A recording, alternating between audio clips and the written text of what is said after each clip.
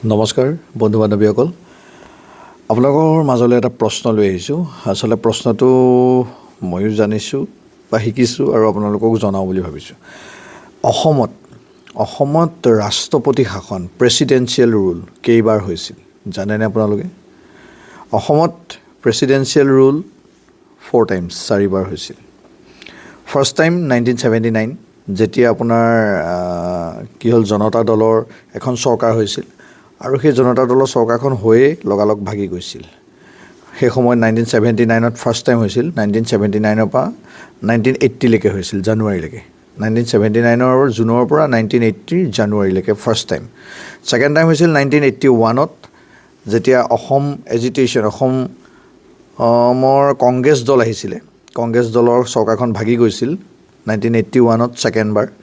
1983ত থাৰ্ডবাৰৰ কাৰণে হৈছিলে। আৰু 1983ত কিহৰ হৈছিলে, কণ্ট্ৰভাৰ্চিয়েল এখন ভায়লেঞ্চ হৈছিলে অসম চুক্তিক লৈ পেলাই। অসম চুক্তি গোটেই বিষয়টো 1981ৰ পৰা আৰম্ভ হৈছিলে, সেইকাৰণে 1981ত ছেকেণ্ডবাৰ হ'ল, 1983ত থাৰ্ডবাৰ, আৰু লাষ্টবাৰ হৈছে সম্পূৰ্ণ বেলেগ। লাষ্টৰ যিটো চেপ্টাৰ সেইটো হৈছে আলফাক লৈ হৈছিলে 1990ত। এতিয়া গম পালে, 4বাৰ হৈছিলে, 1979, তাৰপিছত 1981 আৰু 1983 আৰু লাষ্ট 1990s।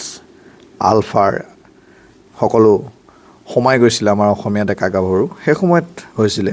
মই ব্ৰিফলি কোৱা নাই, চমুকৈ কৈছোঁ। যদি ভিডিঅ'টো ভাল পায়, যদি এনেকুৱা ভিডিঅ' বিচাৰে কমেণ্টত কমেণ্ট কৰিবলৈ নাপাহৰিব। মই আকৌ লৈ আহিম নেক্সট ভিডিঅ'। Thank U.